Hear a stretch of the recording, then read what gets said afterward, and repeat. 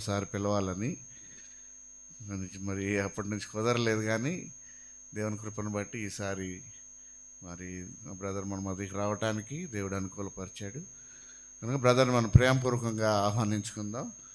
Brother వచ్చి మరి బల్లవర్తమానంలోకి మనల్ని నడిపిస్తారు.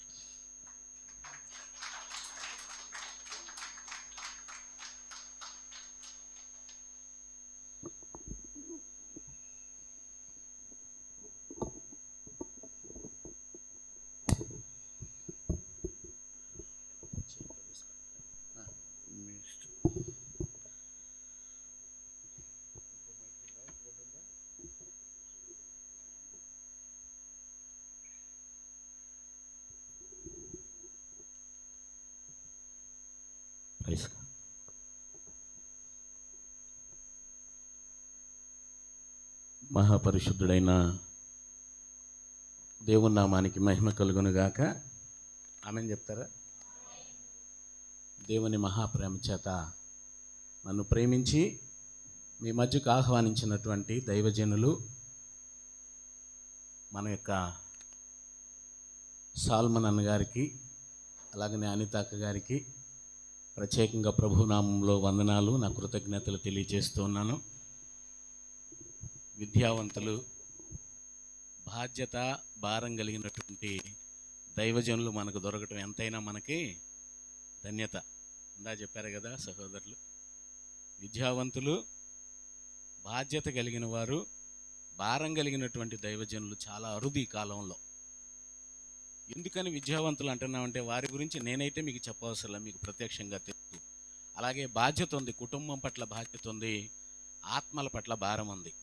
మరి అలాంటి దైవజనులు మరి ఎంత కలిగి ఉన్నా ఒదిగి ఉండేటువంటి స్వభావం కలిగి ఉండటం నిజంగా ఆ యొక్క ఇజ్రాయేలుకు మాత్రమే సాధ్యమవుతుంది. అనగా యెహోవా చేత రక్షించినటువంటి వారికిమే అది సాధ్యం. ఆమెన్. మరి వారికి, అలాగనే గనులైన గౌరవనీయులైన సహోదరి సహోదరులకు, పెద్దలకు ప్రభు అయినటువంటి యేసుక్రీస్తు వారి నామములో నా శుభాలు, వందనాలు తెలియజేస్తున్నాను. దేవుడు మిమ్మల్ని, మీ కుటుంబాలను, మీ బిడ్డలను దీవించునుగాక. ప్రియులారా, నా పేరు చెప్పారు కదా, గిద్యోను అంటారు. తెనాల నుంచి రావటం జరిగింది. నా గురించి కొంచెం పరిచయం అయితే వాక్యం వినటానికి కూడా మీకు ఈజీగా ఉంటుందని 1999 సంవత్సరంలో ప్రభువు చేత నేను రక్షించబడ్డాను. నేనైతే ప్రభువుని ఎరగని వాడిని, కానీ ప్రభు అయితే నన్ను ప్రేమించి నా భయంకరమైనటువంటి సమయంలో, మరణమవుతున్నటువంటి సమయంలో నాకు ప్రాణదానం చేశారు. అయితే నేను అంతకుముందు ఎవరిని అంటే ఒక మ్యాథ్స్ టీచర్ని, మంచి మ్యాథ్స్ టీచర్ అని పేరు ఉంది నాకు. అలాగనే భక్తి జీవితంలో కాస్త లోతుగా ఉన్నవాడిని, అయ్యప్ప గురుస్వామిగా. ఇంకా ఆయా ప్రాంతాల్లో భక్తి భావం కలిగినటువంటి కుటుంబంలో ఉన్నాను. అయినప్పటికీ కూడా దేవుడు నన్ను ప్రేమించి తన ప్రణాళిక చొప్పున ఆయన యొక్క మార్గంలోనికి నన్ను తీసుకుని వచ్చారు. ప్రభువుని తెలుసుకున్న తర్వాత నేను గమనించింది ఏమిటంటే, అంతకుముందు నేను మంచోడిని అనుకునేవాడిని. యేసు ప్రభువు నన్ను రక్షించిన తర్వాత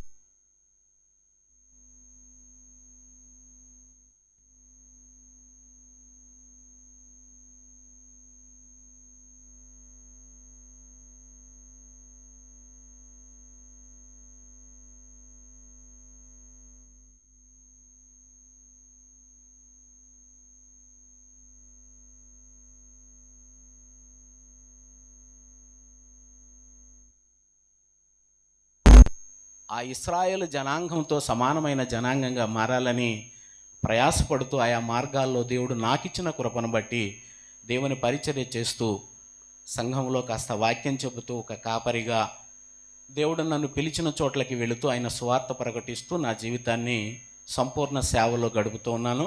నాకు ఒక భార్య, 2 పిల్లలు.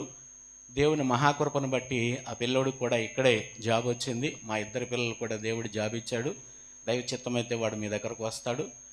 కాబట్టి నా జీవితంలో నేను గమనించినటువంటి యేసు ప్రభు వారు ఎవరు అని పరిశీలన చేసుకుంటే, లోక సంబంధమైనటువంటి ఆశీర్వాదములు మాత్రమే కాక పర సంబంధమైనటువంటి ఆశీర్వాదాలతో మనం నింపగలిగిన దేవుడు అని నేను గమనించి ఆ పరలోక రాజ్యం వైపు నడిచిపోవటానికి ఇష్టపడుతూ ఉన్నాను.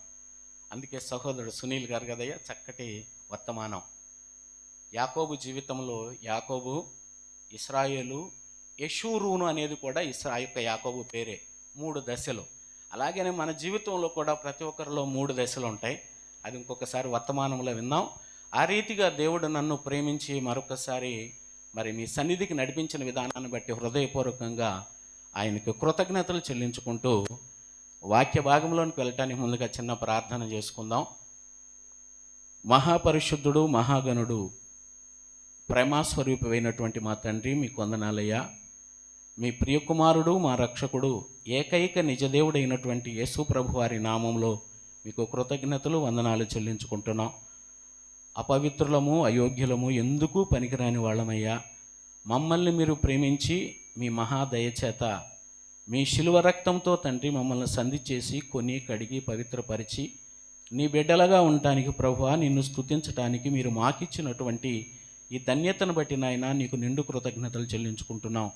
ఇంతవరకు సంఘంగా కూడి ప్రభువా, గడిచిన వారం నుంచి ఈ ప్రభు దినం వరకు వారి జీవితాల్లో, మా జీవితాల్లో మీరు చేసినటువంటి కార్యాలను బట్టి నీకు ఆరాధించామయ్యా, కృతజ్ఞతలు తెలియజేసి ఉన్నాం.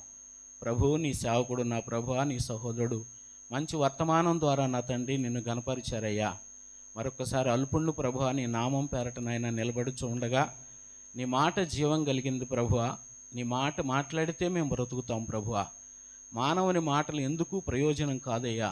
మీ పరిశుద్ధాత్మ ద్వారా ఈ అల్పుడనైన నన్ను నాయన మీరు బలపరిచి మాకు కావలసినటువంటి సందేశాన్ని ఇచ్చి అయ్యా, మాకు దీవెనకరంగాను నీకు మహిమకరంగాను మీరే వాడుకొని బలపరచమని ప్రభు అయినటువంటి యేసుక్రీస్తు వారి నామంలో ప్రార్థించి అడిగి వేడుకొనుచున్నాము మా పరమ తండ్రి. గట్టిగా చెప్దాం ఆమెన్. ఎఫెసీలకు రాసినటువంటి పత్రిక మొదటి అధ్యాయం 4 నుంచి 6 వచనాలను ధ్యానం చేసుకుందాం.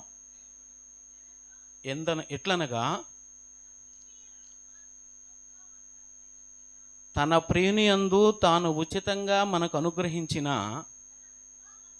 తన కృపా మహిమకు కీర్తి కలుగునట్లు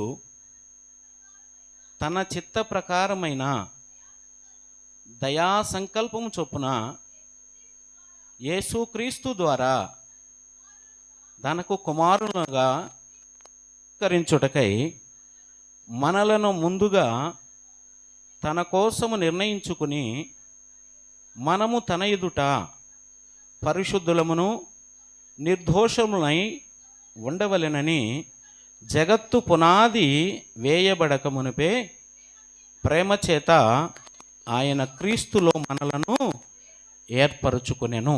చాలు ప్రియులారా, ఇది భక్తుడైనటువంటి పౌలు గారు క్రీస్తు శకం 62వ సంవత్సరములో రాశారు ఈ పత్రిక. చెప్పండి, ఇప్పుడు క్రీస్తు శకం అంటే ఇప్పటికి దాదాపు 1960 సంవత్సరాలు అవుతుంది అది రాసి. ఆ యొక్క రాసినటువంటి ఉద్దేశం ఏమిటంటే, ఆ యొక్క భక్తుడైనటువంటి పౌలు గారు యేసు ప్రభువు చేత ఆకర్షించబడి కొనబడి ఆయన బిడ్డగా మార్చబడిన తర్వాత సువార్త భారంతో చెదిరిపోయినటువంటి యూదులైన వారి వద్దకి ఈ యొక్క సువార్త ప్రకటిస్తూ ఉన్న సందర్భంలో కట్టబడినటువంటి సంఘము ఈ యొక్క ఎఫెసు సంఘం. ఈ ఎఫెసు సంఘం యొక్క ఉద్దేశం ఏమిటి అయ్యా అంటే, ఆయన అనాది సంకల్పంలో తన పిల్లలైనటువంటి వారిని ఏర్పరచుకుని వారు ఎలా ఉండాలో ఆయన ఆశపడుతూ ఉన్నారు. ఇంకా చెప్పాలంటే సంఘం అనేటటువంటిది ఒక శాఖ కానీ, ఒక మతం కానీ, ఒక కులం కానీ, ఒక దేశం కానీ, ఒక ప్రాంతీయ తత్వము లేనటువంటిదని, అది ఆయన శరీరం అని, పాపముతో ఉన్నటువంటి ప్రజలందరినీ కూడా దేవుడు ప్రేమించి ఆత్మ సంబంధంగా మరణమైనటువంటి వారిని బ్రతికించటానికి, ఆధ్యాత్మిక జీవితం ఇవ్వటానికి దేవుడైనటువంటి యేసు ప్రభు వారు మన కోసం రక్తం కార్చారని, ఆ సంఘములో భాగమైనటువంటి మనందరము కూడా ఆ దేవుడు ఆశించిన రీతిలో బ్రతకాలని ఈ పత్రికను తెలియపరిచారు. ఈ పత్రికలో ఈ సంఘం పేరు ఏమన్నారంటే, చెప్పండి, మీరు చదివారు కదా, ఏ సంఘం అది? ఎఫెసు అనే సంఘం. చెప్పండి, నోటితో పలకండి, ఏ సంఘం? ఎఫెసు అనగా అర్థము గట్టిగా పట్టుకుని విడిచిపెట్టు అని అర్థం. ఎఫెసు అనే మాటకు అర్థం గట్టిగా పట్టుకుని విడిచిపెట్టడం. అదే ఎఫెసు అంటే. అంటే ఈ మాటలోనే దాని స్థితి కనపడతా ఉంది. ఈ సంఘానికి నేను వచ్చినప్పుడు సునీల్ గారు చెప్పినటువంటి వాక్యాన్ని బట్టే మీ దైవజనుడి యొక్క స్టామినా ఎంతో అర్థమైపోయింది కదా. ఎక్కడికి వెళ్ళినప్పుడు మేము చెప్తూ ఉంటాం, ఒక క్లాసులో ఒక స్టూడెంట్ని కనుక మనం పరీక్షిస్తే ఆ స్టూడెంట్ చెప్పేటటువంటి ఆన్సర్లను బట్టి వాళ్ళని తరఫీదిచ్చిన మాస్టర్ ఎంత గొప్పడో అర్థమవుతుందండి. అలాగనే ఈ యొక్క భక్తుడైనటువంటి పౌలు గారు ఎఫెసు సంఘాన్ని కట్టినప్పుడు ఎఫెసు అనగా గట్టిగా పట్టుకుని వదిలిపెట్టడం, విడిచిపెట్టడం.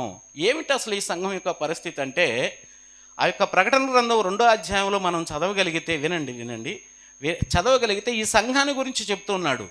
నీ క్రియలను, నీ కష్టమును, నీ సహనమును నేను ఎరిగి అభినందిస్తున్నాడు దేవుడు. పరిశుద్ధాత్మ దేవుడు అభినందిస్తున్నాడు ఆ సంఘాన్ని. అభినందిస్తూ వారి యొక్క విశ్వాస జీవితంలో ప్రారంభ దినాల్లో యేసుక్రీస్తు కోసం వారు ఎలా బ్రతికారో అవంతా కూడా అక్కడ రాశారు.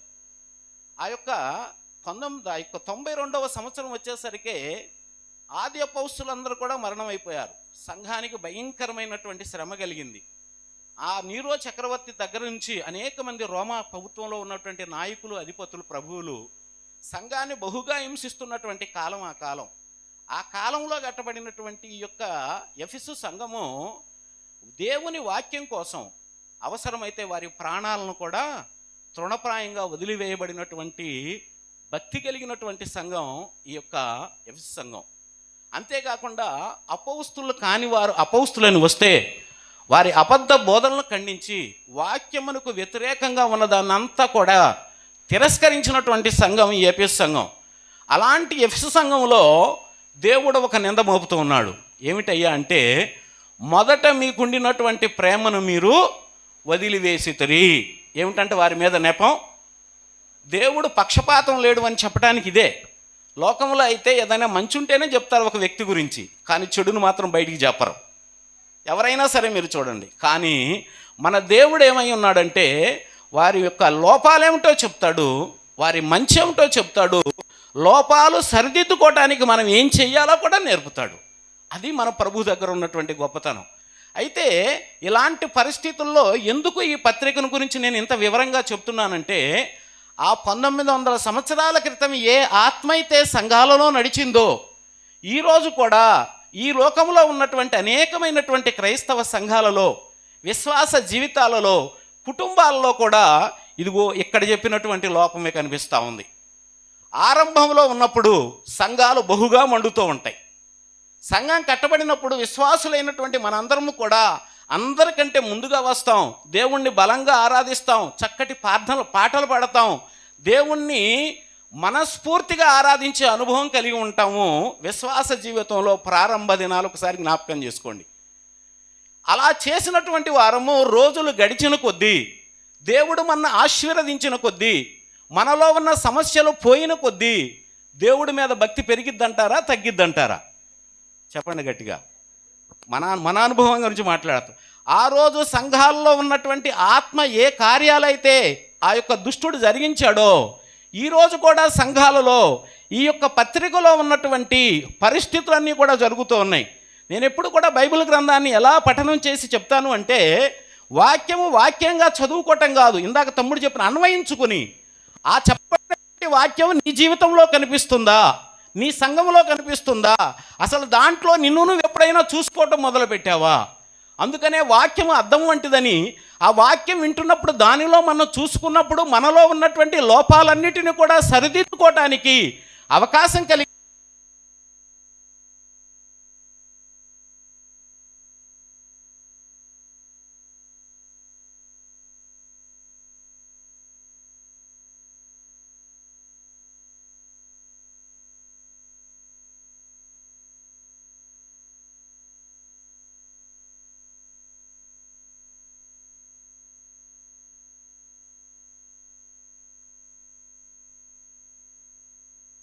సాయంకాలపు నీడవలే ఉండవలసినటువంటి భక్తి ఉదయకాలపు నీడవలే. ఏమవుతుంది ఉదయకాలపు నీడ? తెల్లారి పొద్దున్నే చాలా పెద్దది ఉంటుంది నీడ. సూర్యుడు పైకి వచ్చిన కొద్దీ తగ్గిపోయే చివరకు అసలు కనపడకుండా పోతుంది. అదే ఈ సంఘ కాలాల్లో కూడా జరిగింది. అదే ఎఫెసు, స్ముర్న, పెర్గమ, తొయతర, సార్దీస్, ఫిలదెల్ఫియా, లవోదికే అనే సంఘకాలాల్లో కూడా ఆ ప్రారంభ సంఘం నుంచి కూడా ఆ దుష్ట ఆత్మ పనిచేస్తూ ప్రజలను మాయ చేస్తూ ఉన్నటువంటి సందర్భాలన్నీ కూడా అవి మనం నేర్చుకుని ఉండాలి. కాబట్టి ఈ ఎఫెసు యొక్క జీవితాన్ని సంఘాల్లోనే కాకుండా మన యొక్క విశ్వాస జీవితంలో కూడా చూడవచ్చు. ఇంకా చెబితే కుటుంబ జీవితంలో కూడా చూడవచ్చు. ఎఫెసు యొక్క అనుభవం కుటుంబ జీవితంలో అనుకుందాం. ఒక తండ్రికి 4 కుమారులు అనుకుందాం. వారు ఒక ఇంటిలో ఉన్నప్పుడు నలుగురు ఎలా జీవిస్తారు? పెళ్ళిళ్ళు గాల, తల్లిదండ్రుల దగ్గరే ఉన్నారు, ఎలా జీవిస్తారు? తమ్ముడిని ఎవరన్నా ఒకడు మాట అంటే ముగ్గురు ఏం చేస్తారు? పోతే పోయిందలో మా తమ్ముడిని కదా కొట్టిందని ఊరుకుంటారా? ఏం చేస్తారు? చెల్లి వెళ్ళి ఏంట్రా మా తమ్ముడిని అన్నామని అంటారు. అన్నను గనక ఎవరన్నంటే అదేవిధంగా తమ్ముళ్ళు కలిసికట్టుగా అంటారు. ఒకసారి వారు ఎదిగి పెద్దవారైన తర్వాత, బహుశా వారికి వివాహాలు అయిన తర్వాత చాలామంది అన్నదమ్ముల్లో చెప్పండి, ఆ మొదట ఉన్న ఐక్యత ఉంటుందా? ఆ మొదట ఉన్నటువంటి ప్రేమ ఉంటుందా?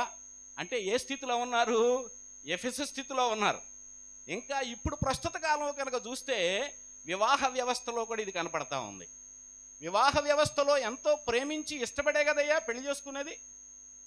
యవ్వన బిడ్డలు చాలామంది ఉన్నారు, ఇష్టపడే కదా పెళ్లి చూపులకి వెళ్ళినప్పుడు అమ్మాయిని చూపిస్తారు, అబ్బాయిని చూపిస్తారు, మీకు ఇష్టమేనా అంటారు కదా, ఇష్టమే అని చెప్పి చేసుకుంటారు కదా. మరి ఎందుకు 6 నెలల ఒక ముందే, కనీసం సంవత్సరం తిరగకముందే ఈ భార్య నచ్చటం లేదు, ఈ భర్త నచ్చటం లేదని విడాకులు అయిపోతూ ఉన్నాయి? ఈ కాలంలో ఎందుకు ఇలా జరుగుతూ ఉంది?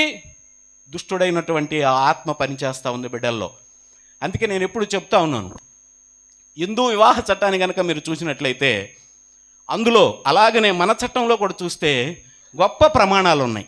తెలుసా? ఉన్నాయా?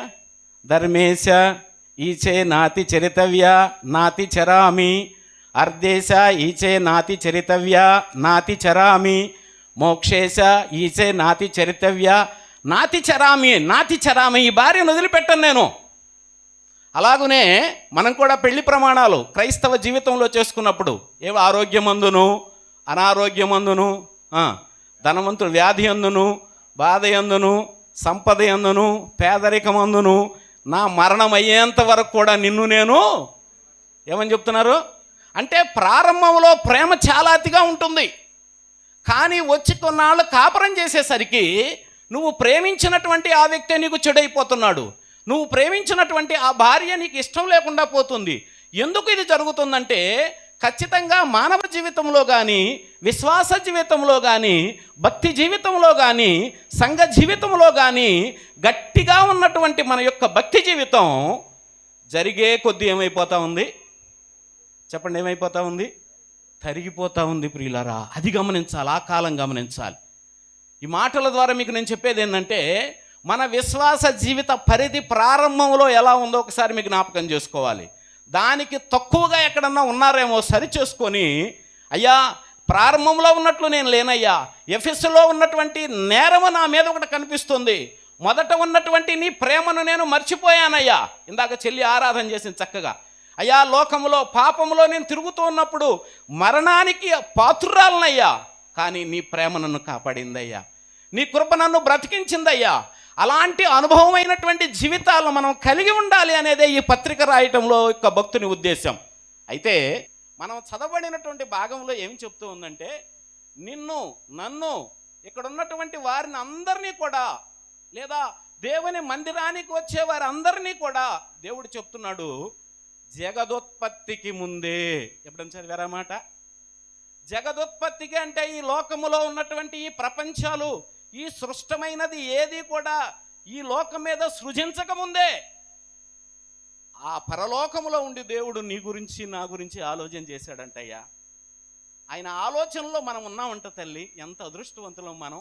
అందుకే ఇశ్రాయేలు నీ భాగ్యము ఎంత గొప్పది, యెహోవా రక్షించిన నిన్ను పోలిన వారు ఎవరున్నారు?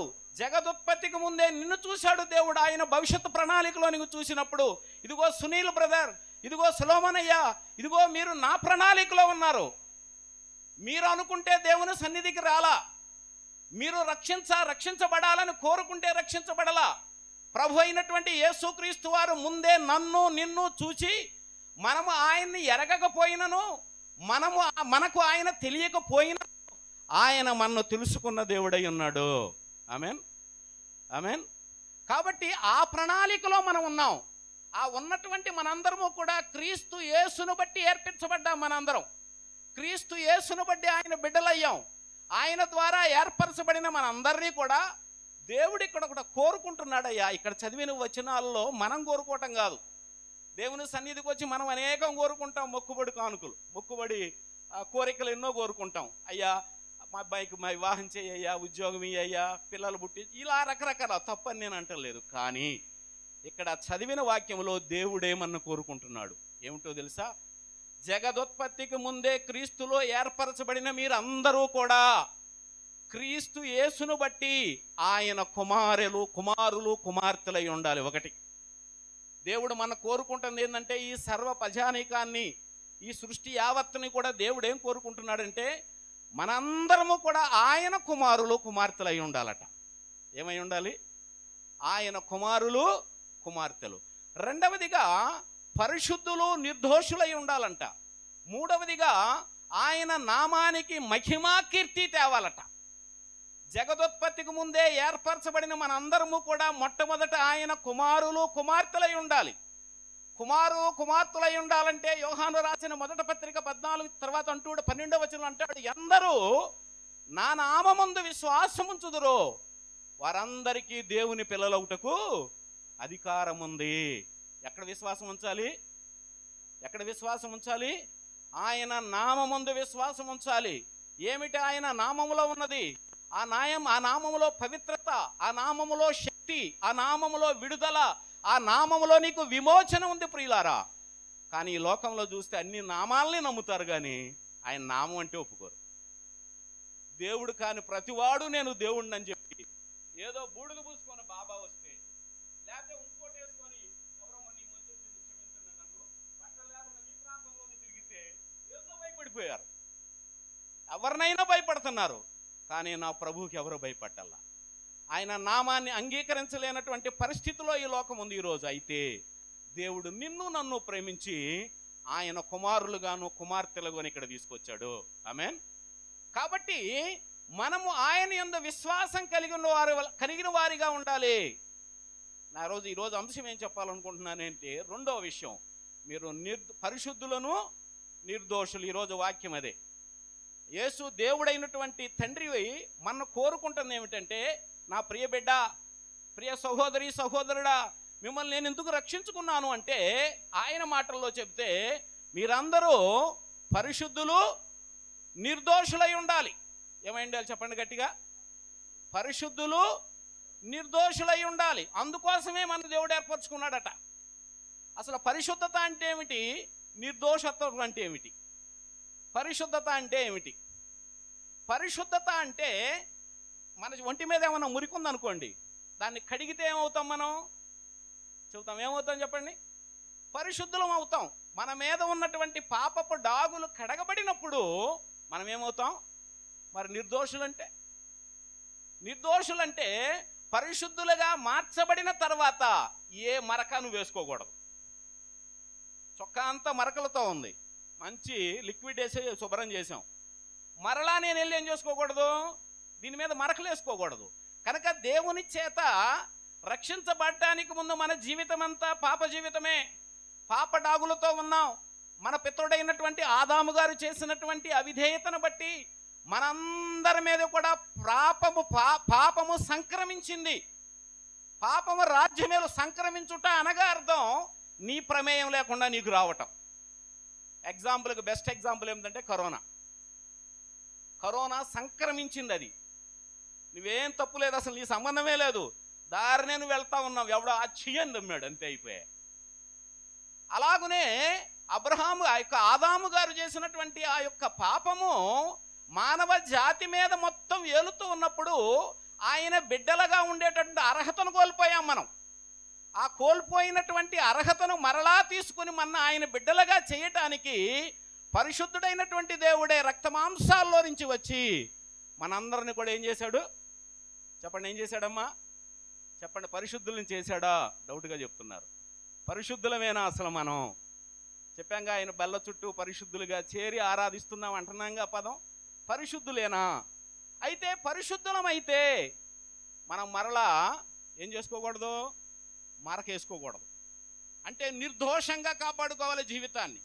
ఎలాంటి నిర్దోషత్వమో, ఎలాంటి పరిశుద్ధతో, ఇది ఎలాగయ్యా మనం చూసేది అంటే గ్రంథంలో నుంచి కొన్ని విషయాలు చూద్దాం. పరిశుద్ధులుగా ఎందుకు మారాలి, అసలు పరిశుద్ధత ఎలా వస్తుంది అనే విషయాలను కూడా మనం నేర్చుకుందాం.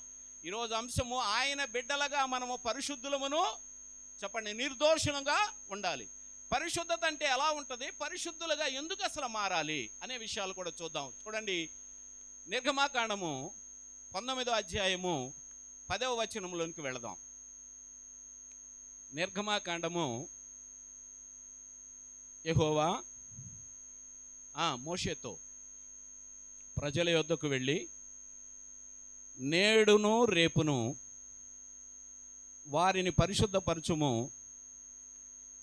వారు తమ బట్టలు ఉతుకుని 3వ నాటికి సిద్ధముగా ఉండవలెను. 3వ నాడు యెహోవా ప్రజలందరి కన్నుల ఎదుట, చాలు, థ్యాంక్ యూ అమ్మా. వినండి, ఇక్కడ భక్తుడైనటువంటి మోషే ద్వారా దేవుడు ఇశ్రాయేలు ప్రజలతో మాట్లాడుతున్నాడు.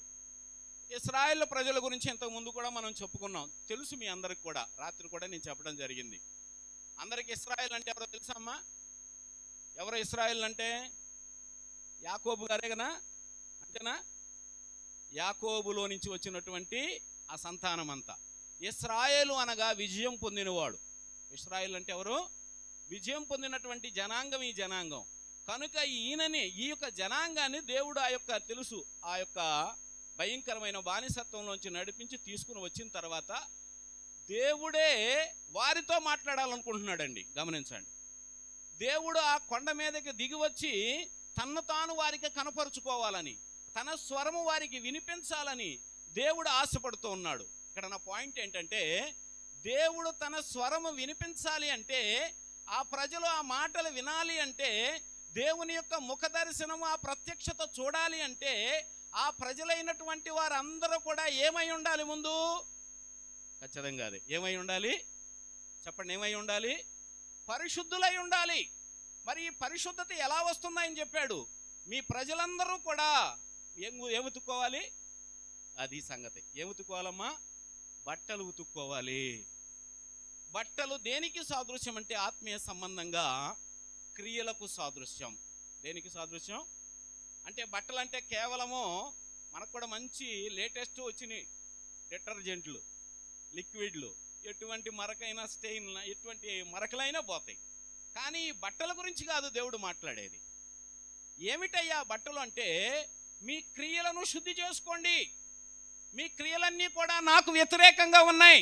మీరు మాట్లాడే మాటలు నేను వింటున్నా, మీ సణుగులు చూస్తూ ఉన్నా. మీకు చేసినటువంటి కార్యాలకు బదులుగా మీరు కృతజ్ఞులై ఉన్నారు. కృతజ్ఞత కలిగి ఉండవలసిన వారు కృతజ్ఞులై ఉండి నాకు ఎదురు తిరుగుతున్నారు, నా దాసునికి ఎదురు తిరుగుతున్నారు. కనుక ఈ పరిశుద్ధుడైనటువంటి దేవుణ్ణి మీరు చూడాలి అంటే మొట్టమొదటిగా ఏం మార్చుకోవాలట? మీ క్రియలన్నీ మార్చుకోవాలి. ఏం మార్చుకోవాలి? మీ బుద్ధులు మార్చుకోవాలి, మీ మాట మార్చుకోవాలి, మీరు నడిచిన విధానం మార్చుకోవాలి. మార్చుకున్నప్పుడు నా ప్రత్యక్షత మీకు కనిపిస్తుంది, నా మాటలు మీరు వినగలుగుతారు. ఎప్పుడైతే ఆ అనుభవం రావాలని కోరుకున్నారో, ఆ ఇశ్రాయేలు ప్రజలందరూ కూడా మోషే చెప్పినట్టు నడిచారా, నడవలేదా? నడిచారా, నడవలేరా తల్లి? అందరూ నడిచారు. ఆమేన్. అందరూ నడిచారు. ఆ రోజు నడిచారు. దేవుడు దిగి వచ్చాడు, సంతోషం, వారితో మాట్లాడాడు, వారికి నిబంధన ఇచ్చారు. ఆ నిబంధన జనులుగా ప్రజలు సాగిపోతూ తదుపరి ఏదో జరిగింది. అయితే ఇక్కడ నా ఉద్దేశం ఏమిటంటే, దేవుని సన్నిధికి వచ్చిన మనం ఆయన్ని చూడాలన్నా, ఆయన స్వరం వినాలన్నా, ఆ మాటలు మీలో పని చెయ్యాలి అన్నా, మీరు మీ బట్టలు ఉతుకుని, అనగా మీ హృదయాన్ని పరిశుద్ధంగా ఉంచుకుని, మీరు చేసిన పాపాలన్నీ ప్రభు సన్నిధిలో ఒప్పుకుని, ప్రభువా నాతో మాట్లాడయ్యా, నా బ్రతుకు మార్చయ్యా, నన్ను ఆశీర్వదించయ్యా అని ఎప్పుడైతే ఈ సన్నిధానంలోనికి మనం అడుగుపెట్టేవారిగా ఉంటామో, అప్పుడు యథార్థమైన దేవుని స్వరం మనం వినగలుగుతాము. ఆమేన్. ఎప్పుడు వినగలుగుతాం? ఎంతోమంది స్పీకర్లు మంచి మంచి వర్తమానాలు ఇస్తూ ఉంటారు, దైవజనులు ఎంతో జ్ఞానంతో కూడిన మాటలు చెప్తూ ఉంటారు. కానీ మనం ప్రశ్న వేసుకుంటే 4 వారాల క్రితం ఏం చెప్పారంటారు? గుర్తుందంటారా? ఇన్ని సంవత్సరాలు సాగిపోతూ ఉన్నాయి కదా, ఎంత చక్కటి మాటలు, ఎంత చక్కటి ప్రార్థనలు చేస్తున్నాం కదా, ఒక్కటన్నా గుర్తుంటా ఉందా? గుర్తుండదు. కానీ 10 సంవత్సరాల క్రితం మన ఎవడన్నా ఏదన్నా ఒక చెడ్డ మాటని మన మీద గనక పోట్లాడితే, ఆ పోట్లాడినప్పుడు ఏ మాటలు అన్నాడో ఈరోజు చెప్పమన్నా చెప్పగలం. లేదా చిన్నపిల్లలప్పుడు మనం కుట్టుకున్నవి కానీ, మన తల్లిదండ్రులు మన తిట్టిని కానిటువంటి మాటలు కానీ మనం గమనిస్తే గుర్తుంటాయా, గుర్తుండవా? మిమ్మ చిన్నప్పుడు చెప్పిని లేదా చిన్నప్పుడు తిట్టిని గుర్తుంటాయా, గుర్తుండవా? ఎందుకని? అదే బ్రెయిన్ కదా, అదే మనుషులం కదా. ఎందుకు మంచి వాటిని గ్రహించలేకపోతున్నాం? చెడుని ఎందుకు మనలో హృదయంలో పెట్టుకోగలుగుతున్నాం? అంటే అర్థం ఏమిటో, లోపం ఏమిటో తెలుసా? మనలో పరిశుద్ధతకు సంబంధించిన అంశాలు లేవు. పరిశుద్ధులు అవ్వటానికి మనం ఇష్టపడట్లా. మరి ఈ పరిశుద్ధత ఎలాగ వచ్చిందయ్యా? ఆ రోజు ఇశ్రాయేలు ప్రజలకైతే బట్టలు ఉతుక్కున్నప్పుడు మోషే ఆధ్వర్యంలో ఆ యొక్క సన్నిధికి నడిపించారు ప్రభువా. ఆరితోనే సరిపోయిందా? ఇది మాకేమన్నా ఉపయోగపడిద్దా అని మనం గమనిస్తే, హెబ్రీలకు రాసిన పత్రిక 10వ అధ్యాయము 22వ వచనాన్ని చదువుకుందాం ప్రియులారా. పరిశుద్ధత మనకు కూడా కావాలి. ఆయన పిల్లలైనటువంటి మనందరము కూడా ఆయన స్వరము వినాలి. ఆయన పర్వతము అనగా దేవుని సంఘానికి సాదృశ్యం. పర్వతము అంటే ఆ పర్వతం మీదకి ఆయన దిగి వచ్చినప్పుడు నీవు ఆయన్ను దృష్టించగలిగేటటువంటి కన్నులు మనకు తెరవబడాలి. హెబ్రీలకు రాసిన పత్రిక 10వ అధ్యాయం 22వ వచనం. మనస్సాక్షికి కల్మషము తోచకుండునట్లు ప్రోక్షించబడినటువంటి హృదయముతో, నిర్మలమైనటువంటి ఉదకముతో, స్నానము చేసినటువంటి శరీరములు గలవారమై ఉండి సంపూర్ణ నిశ్చయత కలిగి యథార్థమైన హృదయముతో మనము దేవుని సన్నిధానమునకు. ఇప్పుడు దేవుని సన్నిధానానికైనా మనం వచ్చింది. బ్రదర్స్ అర్థమవుతుందా?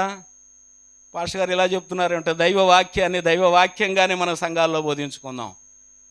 ఇప్పుడు మనం ఎట్లాగా దేవుని సన్నిధిలో పరిశుద్ధులం కాగలమయ్యా అంటే, మనస్సాక్షికి కల్మషము అంటకుండునట్లు, తోచకుండునట్లు. అసలు ఎక్కడుంది ఇది? ఈ మనస్సాక్షి ఎక్కడుంది? మన శరీరంలో. మన గురించే దేవుడు మాట్లాడుతుంది. ఆయన సన్నిధానమునకు చేరుదుము. ఏ హృదయముతో? ప్రోక్షించబడినటువంటి హృదయముతో, మంచి స్నానం చేసినటువంటి వారమై, మనస్సాక్షికి కల్మషం అంటకుండా రమ్మన్నాడు ఇక్కడికి. ఆమెన్. వింటున్నారా సహోదరులారా? అర్థమవుతుందా? ఒకటి, ఈ మనస్సాక్షి ఎక్కడుంది? అక్కడ పట్టుకున్నాం మనం. బాహ్య సంబంధమైనటువంటి అవయవములను మనం పరిశీలిస్తే మనకి జ్ఞానాన్ని బోధించే ఏమిటయ్యా అంటే 5 ఉంటాయి. సెన్స్ ఆర్గాన్స్ అంటాం. కన్ను, ముక్కు, చెవి, నాలుక, 5వది రైట్, చిన్నప్పుడు చదువుకున్నారు 5వది. ఈ 5 కూడా లోక సంబంధమైన బాహ్య జ్ఞానాన్ని మనకు తెలియచేస్తాయి. బాహ్య జ్ఞానాన్ని తెలియచేస్తాయి. వీటికి కల్మషంగా అంటుకోవడానికి మనం ఏదో తిప్పలపడవచ్చు. గాంధీ గారు చెప్పినట్టు కళ్ళకి, నోటికి, చెవులకి పెట్టుకోవచ్చు. కానీ ఈ మనస్సాక్షి ఎక్కడుందయ్యా? దీనికి అపరిశుద్ధత ఎక్కడ ఉంటుందయ్యా? మేము ఎక్కడయ్యా మేము చెడిపోతున్నాం? నీ సన్నిధానానికి వచ్చినప్పుడు మా స్థితి ఏమిటని మనం ఒకసారి అడగగలిగితే, భక్తుడైనటువంటి మరి దావీదు గారు 51వ కీర్తనలో నేను చెప్పాయన్ని అంతరంగము అంటాడు ఆయన. ఆ పదాన్ని ఏం పెడతాడు? అంతరంగము. అంతరంగములో ఏముంటాయి అయ్యా అంటే, మనస్సు ఉంటుంది, మనస్సాక్షి ఉంటుంది, హృదయం ఉంటుంది, ఆంతర్యం ఉంటుంది, అంతరాత్మ ఉంటుంది. అవన్నీ అక్కడ దొరుకుతాయి మీకు. ప్రియులారా గమనించండి, ఎక్కడ ఉన్నాయి? మనకి అంతరంగంలో ఉన్నాయి. అందుకే దేవుడు చెబుతూ ఉన్నారు, ఇదిగో మీరైతే మనుషుల యొక్క పై రూపాన్ని చూస్తారు, కానీ మన దేవుడైతే దేన్ని పరిశీలిస్తాడు? అంతరంగాన్ని పరిశీలిస్తాడు. ఎప్పుడన్నా ఆలోచించారా, ప్రభువా నా అంతరంగాన్ని పరిశోధించయ్యా, భక్తుడైనటువంటి దావీదు వలె నా పరిస్థితి ఏమిటయ్యా అని ఎప్పుడైనా మీ అంతరంగంలోనికి మీరు తొంగి చూసుకున్నారా? దేవుని మాటలు వినేటప్పుడు మీ మనస్సు ఎలాగా ఉంది? అందుకనే ప్రభు అయిన యేసుక్రీస్తు వారు బాప్తిస్మమిచ్చు యోహాను కూడా తన సువార్త ప్రారంభించినటువంటి దినములలో రాజ్యము సమీపించుచున్నది కనుక మీరు మారు మనస్సు, అంతరంగంలో మార్పు కోసమే దేవుడు ప్రయాణం మొదలుపెట్టాడు. మనస్సు అనేది చాలా చాలా చెడ్డది ప్రియులారా. దాన్ని కంట్రోల్ చేసుకోవటానికి దేవుని వాక్యం కావాలి మనకి. మనస్సాక్షి, నువ్వు తప్పు చేస్తున్నప్పుడు, నిన్ను నమ్మి నీకు ఒక పని అప్పచెప్పినప్పుడు, ఆ పనిలో నువ్వు దొంగతనం చెయ్యాలనుకున్నప్పుడు వెంటనే లోపల ఉన్నోడు చెప్తాడు, ఏ తప్పురా, ఈ పని చేయకూడదురా, ఆడపిల్లలను మనం మాట్లాడకూడదురా, బూతులు తిట్టకూడదురా, మనం బాగా కాలేజీలకు వెళుతున్నప్పుడు, చదువుకు వెళ్ళినప్పుడు మన చూపులు పక్కకు చూడకూడదురా అని ఒక ఆయన చెప్తా ఉంటాడు మనకి. ఎవరు చెప్పేది? మన అంతరాత్మ. ఎవరు చెప్పేది? ఆ అంతరాత్మకు మనం ఏమివ్వాలి? ఆ యొక్క మనస్సాక్షికి ఏమివ్వాలి? కాస్త గుర్తింపు ఇవ్వాలి. లోపల చెబుతున్నటువంటి ఆయన మాటను విని, నా ప్రభు ఇది చెయ్యొద్దన్నాడు కదా, లేఖనములో ఇలా చెబుతున్నది కదా, నా విశ్వాస జీవితాన్ని నేను కాపాడుకోవాలంటే, నా దేవుని స్వరం వినాలంటే, నా దేవుణ్ణి నేను చూడాలి అంటే నా అంతరంగం బాగుండాలి కదా అనేటటువంటి ఆలోచన ఎవరికి ఉండాలంటారు? ఇప్పుడు ఆ రోజు ఇశ్రాయేలుకు ఉన్నట్లు దేవుని ప్రజలైనటువంటి మనందరికి కూడా ఉండాలి. కాబట్టి మనకు అపరిశుద్ధత ఎక్కడ ఉంటుతుంది? మన మనస్సాక్షికి అంటుతుంది, మనస్సానికి అంటుతుంది. కనుకన ఆ మనస్సుని, ఆ మనస్సాక్షిని శుద్ధీకరించుకోవాలి. ఎలా శుద్ధీకరించుకోవాలో కూడా అక్కడ చెప్పాడు. ఏమన్నాడయ్యా? ఏ స్నానం అంటది? దేంతో స్నానం చేయాలంట? చూడండి, దేంతో స్నానం చేయాలంట అక్కడ? నిర్మలమైన, చెప్పండి, నిర్మలమైన ఉదక స్నానం అట. అందరూ చేశారు కదమ్మా, స్నానాలు చేస్తున్నారు కదా, రోజుకు 2 సార్లు 3 సార్లు చేస్తున్నాం కదా. ఏమి సబ్బులు? పెద్ద పెద్ద సబ్బులు, ఏదో పెద్ద పెద్దవి వస్తున్నాయి, ఖరీదు కలిగినాయి. మనం మురికి పోతుందా? చెయ్యంగానే పోతుంది. మళ్ళీ తర్వాత అవుతుందా, అవట్లేదా? మీకు చాలా లైవ్ ఎగ్జాంపుల్ చెప్తానండి. మనము పాపులము, మనము ప్రతిరోజు కూడా పరిశుద్ధీకరించబడాలి అనటానికి ఉదాహరణ చెప్తాను. మనమందరం మంచిగా స్నానం చేసాం, సెంట్లు కొట్టాం, ఏసీలో ఉన్నాం. సాయంత్రం వెళ్ళేసరికి మన శరీరాన్ని అట్ట కొరుక్కొని వాసన చూడండి, ఏమొచ్చింది చెప్పండి, సిగ్గుపడబాకండి. ఏమొచ్చింది? లైవే, నిజంగానే చెప్తున్నాను. ఏమొస్తుంది? ఇందాక మనం చెప్పాం కదా, టాటా బిర్లాలు లేదా అంబానీలు పూర్తిగా ఏసీల్లో బంగారు పాత్రలో తింటారు. తెల్లారి నిద్రపోయి లేచాడు, ఆడు నోరేమొచ్చింది? ఎందుకని? మరే నువ్వు పాపివరా అని చెప్తా ఉంది. మన శరీరం చెప్తా ఉంది, అశుద్ధమైనది నీలో ఉంది, నీలో చెడుగుంది. అందుకే మనం దాన్ని ఏమంటారంటే చేదు అంటారు. ప్రతి ఒక్క జీవిలో కూడా పావురములో తప్ప చేదు ఉంటుంది. చేదున్న ప్రతి మనిషిలో కూడా పాపం ఉంటుంది. ఈ పాపము నుంచి మనం శుద్ధులం కావాలి అంటే ఏం కావాలట? మన మనస్సాక్షికి ఆ కల్మషం అంటకుండా ఈ యొక్క ఉదక స్నానం చేత మనం ఏం చేయాలి? రోజు కూడా ప్రోక్షించబడినటువంటి హృదయాలతో ఆయన సన్నిధానానికి చేరాలి. ఆమేన్. అలాగే మనం చూసినట్లయితే దీనికి రిలేటెడ్గా ఎఫ్ఎస్సీ రాసిన పత్రిక 5వ అధ్యాయం 26, 25 వచనాల్లో ఒక మాట చెప్తారు. అక్కడ క్లియరెన్స్గా చెప్పేశాడు భక్తుడు. చూడండి, ఆ మాటను కూడా చదివితే, ప్రేమించుడి, అటువలే క్రీస్తు కూడా సంఘమును ప్రేమించి అది కళంకమైనను ముడతైనను అట్టిది మరి ఏదైనను లేక పరిశుద్ధమైనదిగాను నిర్దోషమైనదిగాను మహిమగల సంఘముగాను ఆయన తన ఎదుట దానిని నిలవబెట్టుకొనవలెనని వాక్యముతో ఉదక స్నానము చేత దానిని పవిత్రపరచి పరిశుద్ధపరచుటకై దాని కొరకు తన్ను తాను. చూడండి ప్రియులారా, మనం అలాంటి వాళ్ళమని తెలిసి ఆ కరుణ కలిగిన దేవుడు మనకు మంచి ఆఫర్ ఇచ్చాడు. ఏమిటయ్యా ఆఫర్ అంటే, ఆ ఉదక స్నానం ఏమిటంట? నీరట. ఉదకము అనగా నీరు. ఆ నీరు ఏ నీరట? వాక్యం అనే నీరు. చెప్పండి, ఏమిటట అది?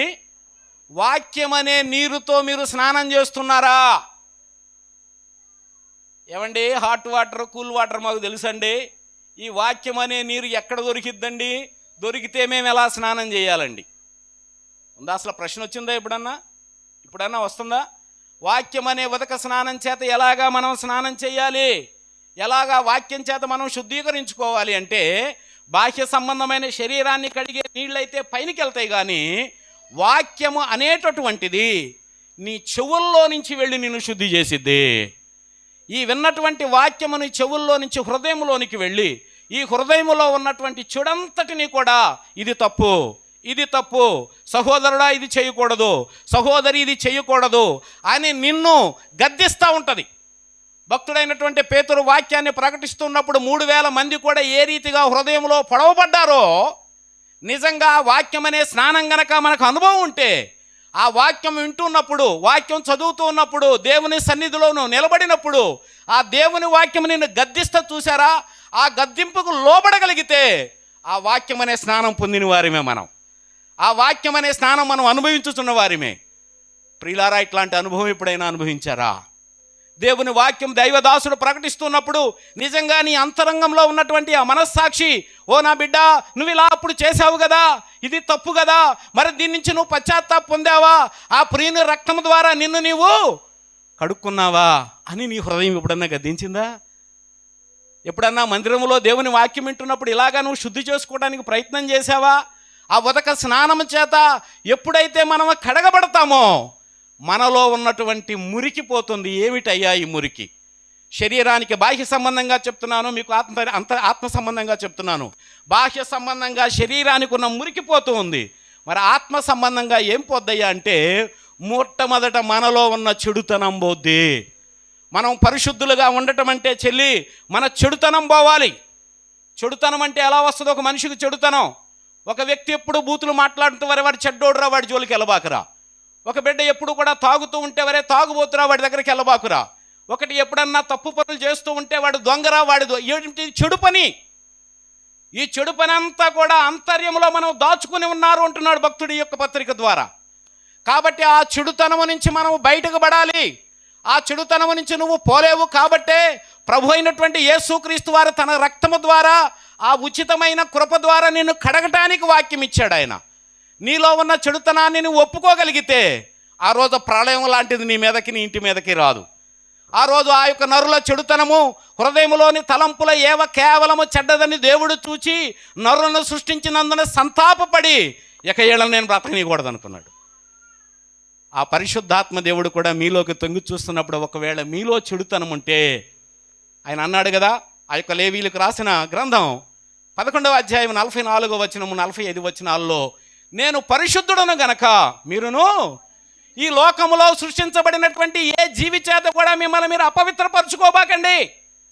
ఎందుకంటే నా సన్నిధిలో మీరు నిలబడాలంటే, మీరు నా యొక్క ఆశీర్వాదాలు పొందాలంటే మీరు తప్పనిసరిగా పరిశుద్ధపరచబడాలి, పరిశుద్ధులుగా జీవించాలి. ఇదే దేవుని యొక్క కట్టడ. ఆ రోజు నుంచి ఇశ్రాయేలు నుంచి ఈ రోజు ఉన్నటువంటి ఈ యొక్క విశ్వాసుల వరకు కూడా పరిశుద్ధులుగా జీవించటమే మనకు కేవలం తగినది. పరిశుద్ధ జీవితమే మనకు కావలసినది. కాబట్టి ఆ పరిశుద్ధులుగా జీవించవలసినటువంటి మానవ జాతి, రోమీలకు రాసిన పత్రిక 1వ అధ్యాయము 18 తర్వాత చూస్తే, వారు జ్ఞానులని చెప్పుకొనుచు వారు వాదముల యందు వ్యర్థులైరి. ఏ జీవులైతే దేవుడు సృష్టించాడో ఆ జీవులనే దేవుడిగా ఆరాధిస్తూ ఉన్నారు. దేవుని యొక్క మహిమను, నిత్యత్వాన్ని చతుష్పాదమైనటువంటి పురుగులకు, పక్షులకు మార్చి ప్రకృతి అంతా కూడా ఎవరిని ఆరాధిస్తూ ఉన్నారు? అపవిత్రపరచబడతాం అంటే అది అపవిత్రత అలాగా వస్తుంది. దేవుణ్ణి తప్ప మనం ఎవరిని ఆరాధిస్తామో అప్పుడు నీ హృదయంలోనికి అపవిత్రత వస్తుంది చెల్లి. నాకు అనుభవం ఉంది అవన్నీ కూడా. జంతువులని, చిన్ని వాటిని ఆరాధించిన అనుభవం. మహాకంచి, ఆ విష్ణు కంచి అని ఒకటి ఉంటాయి. బల్లుల్ని, దాని తల్లుల్ని మేము ఆరాధించాం. బల్లిని మీరు ఆరాధించారా? అక్కడ బంగారపు బల్లి, వెండి బల్లి అని ఉంటుంది. కాస్త హిందూ బ్యాక్గ్రౌండ్లో ఎవరు ఉన్నారు ఇక్కడ? ఉన్నారా? ఉన్నారయ్యా? విష్ణు ఉంటుంది.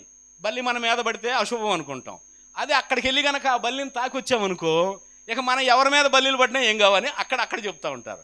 అక్కడ మేము ఆ ఇండి బల్లిని, బంగారు బల్లిని నేను తాకొచ్చాను. తలతో చేతులతో ముద్దు పెట్టుకొని ఇక నా మీద బల్లి పడినా నాకేం కాదు. కుక్కల్ని ఆరాధిస్తూ ఉంటాం, పిల్లుల్ని ఆరాధిస్తూ ఉంటాం, ఎలుకల్ని ఆరాధిస్తూ ఉంటాం. ఏమొస్తుందయ్యా? అపవిత్రత, అపరిశుద్ధత. అందుకనే అపరిశుద్ధమైపోతుంది ప్రపంచం, లోకమంతా అపరిశుద్ధమైపోతుంది. ఈ మధ్య జరిగిన అమెరికాలో లాస్ ఏంజల్స్తో జరిగింది అదే. అపవిత్రమైనటువంటి ఆ మానవ జాతిని ప్రక్షాళన చేయటానికి దేవుడే ఒక్కసారి తన కన్ను తెరిచాడు. ఎవరంట వాళ్ళు? ప్రపంచంలో ఏమంటారు అన్ని? హాలీవుడ్ స్టార్స్, కనీసం వాళ్ళు చూడటానికి కూడా మనకు అంత గొప్ప ధనవంతులట. బూడిద మింగారు, ప్రాణం అరచేతుల్లో పెట్టుకొని పరిగెత్తారు. అపరిశుద్ధతని దేవుడు చూస్తా ఊరుకోడు ప్రియులారా. అందుకనే శుద్ధులవ్వాలి మనం.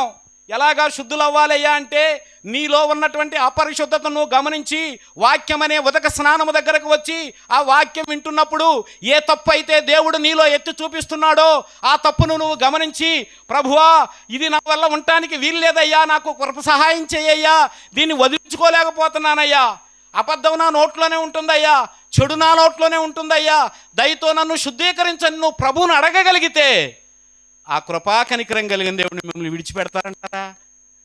వద్దులే అమ్మా నువ్వు వెళ్ళిపో అమ్మా అంటారా? Amen amen. పాటలు పాడతారు ఇక్కడ వాక్యం చెప్పేటప్పుడు. అన్నా ఉందా అలవాటు? ఉందా? పాపాల సుడిగుండం పాలై తిని కడకు శాపాల సంద్రములో పడిపోతిని, తను తాను రక్షించి కాపాడెను, నూతన జీవితం నాకిచ్చెను, పాదాలునే కడుగనా, యేసు పాదాలునే కడుగనా, కన్నీటితో కడిగి పన్నీరు పూయనా, కన్నీటితో కడిగి పన్నీరు పూయనా, నన్నేలు స్వామికి నా జీవనాథునికి పాదాలునే కడుగనా, యేసు పాదాలునే కడుగనా. ప్రియ సహోదరి సహోదరుడా, ఆ ఎంతో పాపిష్ఠురాలు ఆవిడ ప్రభు పాదాల దగ్గరకు వచ్చే చీ పాపిష్టిదని అన్నాడా?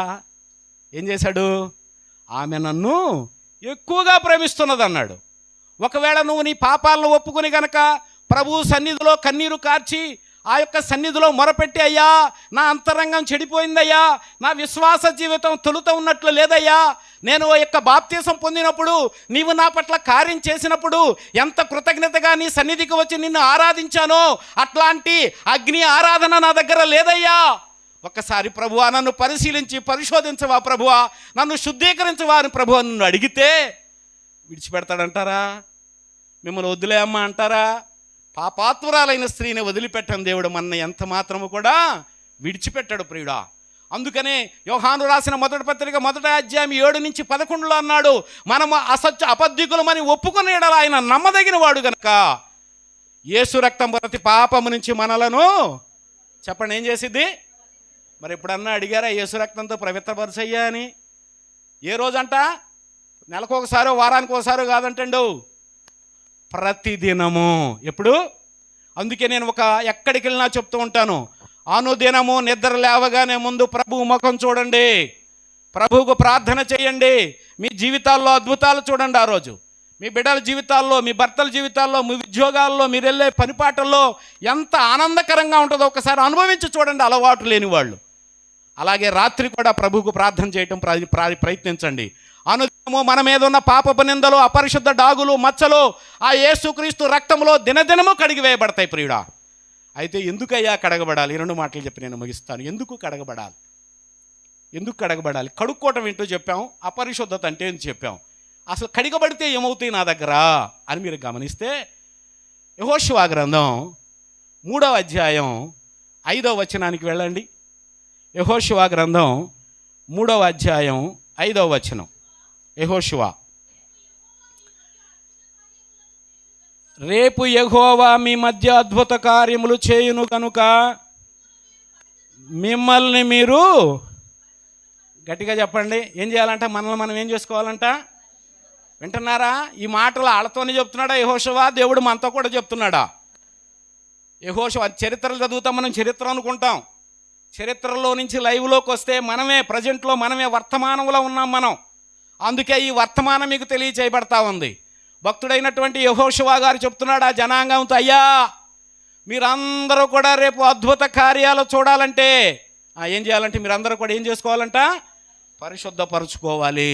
అంటే పరిశుద్ధపరచుకోవటం వల్ల లాభం ఏమిటయ్యా అంటే నీ జీవితంలో అద్భుత కార్యాలు జరుగుతాయి.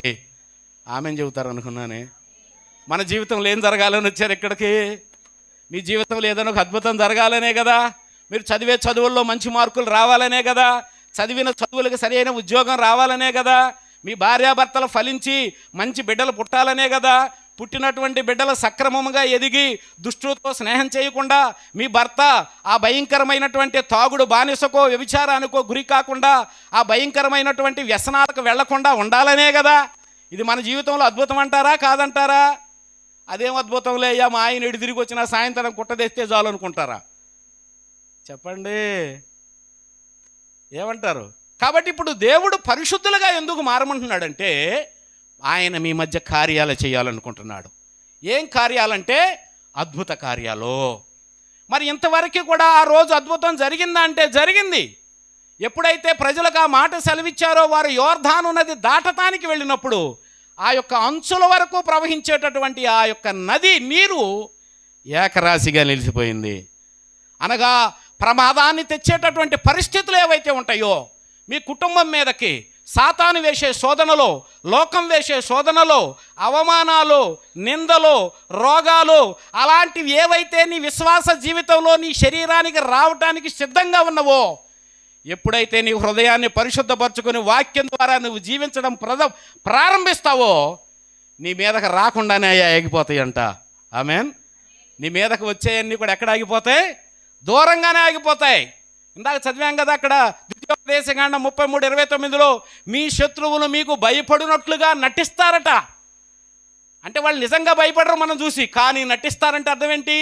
నీ పక్షంలో దేవుడు ఉన్నాడు గనుక, నీవు పరిశుద్ధంగా జీవిస్తున్నావు గనక, వారి పక్షంలో వాడు దేవుడు కార్యాలు చేస్తున్నాడు కాబట్టి ఇదిగో వారి జోలికి వెళ్ళొద్దని మోయోబీలతో అమ్మోనీలతో వారి యొక్క రాజులు ఎలాగా సెలవిచ్చారో, దుష్టుడైనటువంటి సాతాను ఆధీనంలో ఉన్నటువంటి ఈ ప్రజలైన వారందరూ మీ మీదకి రాకుండా ఉండాలంటే మీరేం చేయాలి చెప్పండి? ఇప్పుడు విన్నారు, గట్టిగా చెప్పండి. ఎలాగా ఉండాలి? పరిశుద్ధులుగా ఉంటే ఏం జరుగుతాయి చెప్పండి? ఏం జరుగుతాయి? ఎన్ని రోజుల నుంచి మన జీవితంలో అద్భుత కార్యాలు జరగటం లేదో నాకు తెలియదు. ఎన్ని రోజుల నుంచి మన జీవితంలో అద్భుత కార్యాలు చూడటం లేదో నాకు తెలియదు. ఎన్నాళ్ళ నుంచి నీకున్నటువంటి బాధలు, శ్రమలు, నిందలు నీ జీవితంలో తిష్ట వేసుకుని నువ్వెన్నిసార్లు ప్రార్థన చేసినది అట్లాగే ఉందో. ఏ సాతానైతే మీ గృహంలో ఉండి మీ హృదయంలో ఉండి మిమ్మల్ని చెడు తలంపుల వైపు తీసుకువెళుతుందో, ఒక అద్భుతం జరిగి వాడు మీ దగ్గర నుంచి శీఘ్రమే వెళ్ళిపోవాలి అంటే మీరు మొట్టమొదటి ఏమి ప్రార్థించాలంటే, ప్రభువా నన్ను పరిశుద్ధపరచు. ఆమేన్, ఆమేన్. మరొకటి ఏమిటి? పరిశుద్ధపరచాలయ్యా. ఎందుకయ్యా పరిశుద్ధపరిస్తే లాభం అంటే, మరి ఆదికాండము 35వ అధ్యాయము మొదటి 2 వచనాల్లో కూడా భక్తుడైనటువంటి యాకోబు ద్వారా దేవుడు యాకోబుతో నీవు లేచి బేతేలుకు వెళ్ళి అక్కడ నివసించి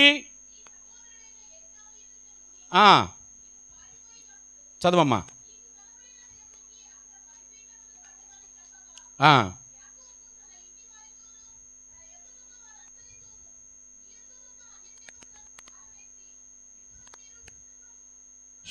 శుచిపరుచుకుని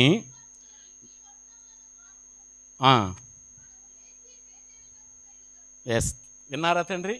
ఎక్కడ కూడా యాకోబు గారితో దేవుడు సెలవిచ్చాడు, అబ్బాయి యాకోబు, ఏదో నీ తిప్పలు ఏదో పడ్డావు, ఏదో ఆశీర్వాదం అనుకొని అన్నే మోసం చేసావు, నాన్నే మోసం చేసావు, మామ దగ్గరే మోసపోయావు, 10 సార్లు నీ జీతం మారిసినా సిగ్గులేనోడుగా అక్కడ ఉన్నావో, అయిపోయింది అదంతా ఇక తీసేయి. అయితే ఈరోజు నేను చెప్తున్నా, నిన్ను ఎక్కడైతే దర్శించానో, నీకు భయం కలిగిన వేళలో నువ్వు పిరికివాడివై దిక్కు లేక ఒంటరిగా ఎక్కడైతే నిద్రపోయి ఏడ్చావో ఆ స్థలానికి మళ్ళీ వెళ్ళిపో. నీ బిడ్డలను తీసుకొని వెళ్ళిపో, నీ భార్యను తీసుకొని వెళ్ళిపో. వెళ్ళిపోయిన తర్వాత ఏం చేయమని చెప్పాడు ఆయన? మీ దగ్గర ఉన్నటువంటి అన్య దేవతలను పారవేసి ఏం చేయాలంట?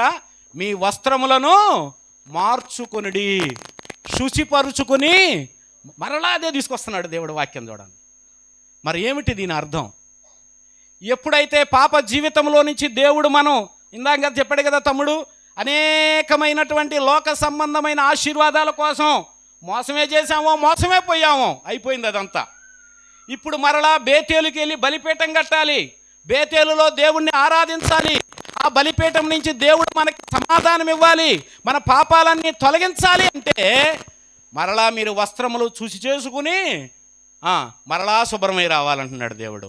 ఇక్కడ అన్య దేవతలు అనగా అర్థం ఏమండి? ఆ రోజంటే అన్య దేవతలు అండి, మేమేం గుడికి వెళ్తలేదు కదా, మేము విగ్రహాలకు మొక్కటం లేదు కదా అనుకోవచ్చు మీరు. అయితే అక్కడ ఉన్నటువంటి అన్య దేవతలు ఏమిటంటే కొలస్సీలకు రాసిన పత్రిక 3వ అధ్యాయంలో కనపడుతుంది మనకు అక్కడ అన్య దేవతలు ఏమిటో. వాక్యానుసారంగా మనం చూస్తే ఆ అన్య దేవతలు ఎవరయ్యా అంటే కొలస్సీలకు రాసినటువంటి పత్రిక 3వ అధ్యాయం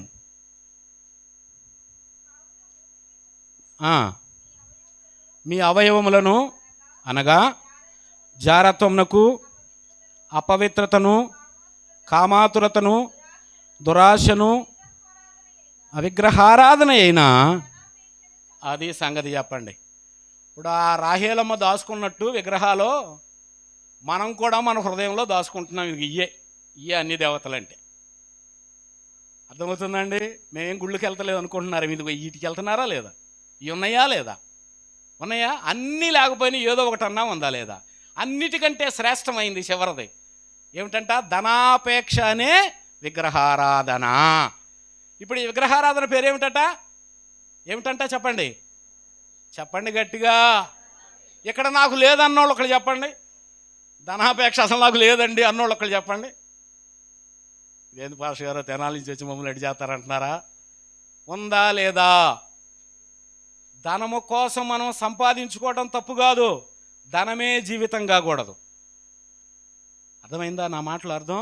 బ్రతకాలంటే ధనం కావాలి, ధనమే బ్రతుకు కాకూడదు. ఇంకా చెప్పాలంటే బ్రతకడం కోసం తినాలి, తిండే బ్రతుకు కాకూడదు. కొంతమంది తినటానికే పుడతారు మహానుభావులు తల్లులు, కుంభాలు వాళ్ళకి పెట్టాల్సి వచ్చింది. మా తెనాల్లో ఒక చోట ఒక ఊరుందన్న చక్రాయిపాలెం అని, ఆడు ఒక్కడ కనుక భోజనానికి వచ్చాడంటే పడతారు కూడా వాళ్ళు. ఒక్కడ వచ్చాడంటే హోటలోడు మూసుకోవాల్సిందే. హోటల్ మూసేసి అయ్యా మీరు రావద్దు అయ్యా మా దగ్గరకు అంటారు. ఒక్కడొస్తే కనీసం 2 బొచ్చులు అన్నం తింటాడు. నేను అబద్ధం చెప్పట్లేదండి, 2 బొచ్చులు అన్నం తింటాడు వాడు. అన్నమంతా అయిపోద్ది, తిక్కట్టు ఒకటే వచ్చిద్ది. సపోజ్ వాళ్ళందరూ 4 వచ్చారంటే ఆ హోటల్ మొత్తం వీళ్ళ 4కే సరిపోద్ది. టికెట్ ఏం తీసుకున్నాం? ఫుల్ మీల్స్ కదా. తక్కువ పెడితే ఏమయ్యా ఫుల్ మీల్స్ అన్నావు కదయ్యా అంటాడా లేదా? అలాగే కొంతమంది ఏంటంటే దేవుడి దగ్గరకు వచ్చి 10,000 ఇచ్చి మా పక్కన నుంచుంటే దేవుడు మిమ్మల్ని బలపరుస్తాడు. ఒకటోసారి 20,000 ఇస్తే ఇస్త్రీ బట్టలు చేసుకుంటా ఈ తల్లి 20,000 ఇచ్చింది నాకు, దేవుడు బలపరిచాడు, ఆమెకి 30 ఇస్త్రీ బట్టలు వచ్చినాయి. అయిపోయిందట దేశం. ఉన్నారా మీరు? ఎవరన్నా ఆయనకి ఇష్టమైన వాళ్ళు ఉన్నారేమో క్షమించండి, నేను ఆయన తిట్టట్లేదు, చేసింది చెబుతున్నా. ధనాపేక్షే ధ్యేయంగా బ్రతికే సేవకులు, ధనాపేక్షే ధ్యేయంగా వచ్చే విశ్వాసులు ఏం చేస్తున్నారని చెప్తుంది గ్రంథం? విగ్రహారాధన చేస్తున్నారు ప్రియులారా. అంతరంగంలో ఈ అపరిశుద్ధత పెట్టుకొని ఇప్పుడేమని వెళ్తున్నాం? ప్రభువా ప్రభువా మమ్మల్ని దర్శించయ్యా, మమ్మల్ని ఆశీర్వదించయ్యా, అద్భుతాలు చేయ్యా అంటే ఆ ప్రార్థన నీ చెవుల్లోంచి పక్కోడి దగ్గరికి వెళ్తల్లా. అక్కడికి వెళ్ళాలి. ప్రార్థన వెళ్ళాలంటే మనలో ఉన్నటువంటి అపరిశుద్ధతను మనం గమనించి, ఎవరిలో ఏది కనపడుతుందో మనం గమనించి దాన్ని విడిచిపెట్టడానికి ప్రభువు సన్నిధానవర్తలమై పరాకులాడాలి. మన వల్ల కాదు తీసేసుకోవటం, మనం బ్రతకలేమై తీసేసుకొని, కానీ నా ప్రభువుకి సమస్తము సాధ్యమే. అడిగారు కదా, అయ్యా ఎట్లయితే ఎవరయ్యా ఆ రాజ్యంలోకి వచ్చేదంటే మనుషులకు సమస్తము అసాధ్యము కానీ నాకు సమస్తము సాధ్యమే అన్నాడు ప్రభు. ఇదిగో ఇది బోధ అయి ఉన్నది, ఇది క్రైస్తవ్యమై ఉన్నది. క్రైస్తవ్యంలో బ్రతుకుతున్న మనందరము ఇట్టి ఆశ కలిగిన వాళ్ళమై ప్రభు స్వరము వినాలి, ప్రభు దర్శనం చూడాలి, ఆయన తరతరాలు ఆరాధించాలి. ఈ కొద్ది కాలమే కదా, మిగిలిన కాలమంతా ఆయనలో ఉండాలి అనుకున్న వాళ్ళందరూ కూడా ఏమై ఉండాలి? ఇప్పుడు నేను పరిశుద్ధుడును గనక మీరు కూడా, దేవుడు మన పట్ల కోరుకుంటున్న ఆశ అది. అయ్యా మీరు నిర్దోషులు పరిశుద్ధులై ఉండండి అయ్యా, అప్పుడు ఏం కలిగిద్దో తెలుసా? నా నామానికి మహిమ కీర్తి కలిగిద్ది, దేవునికి మహిమ కలుగునుగాక.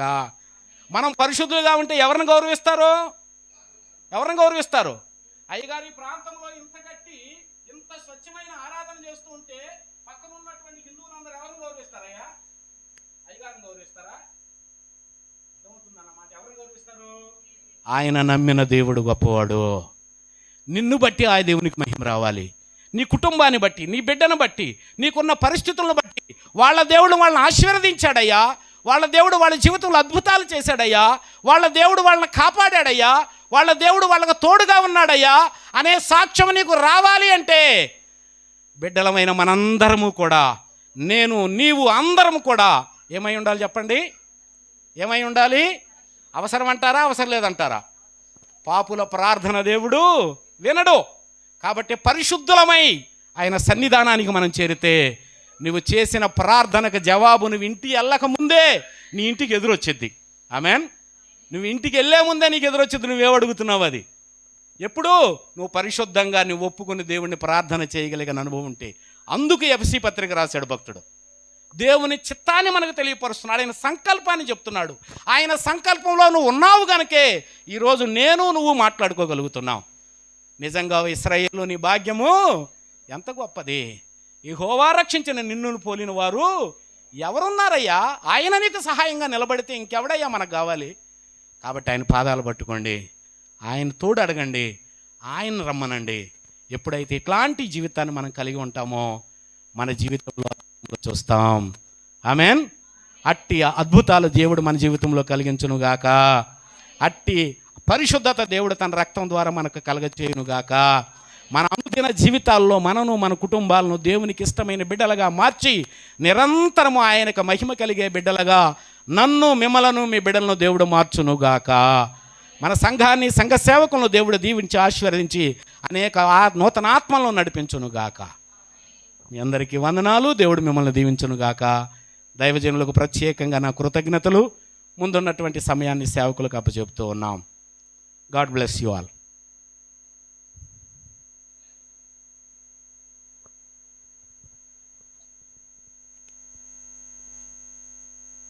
వాక్యాన్ని బట్టి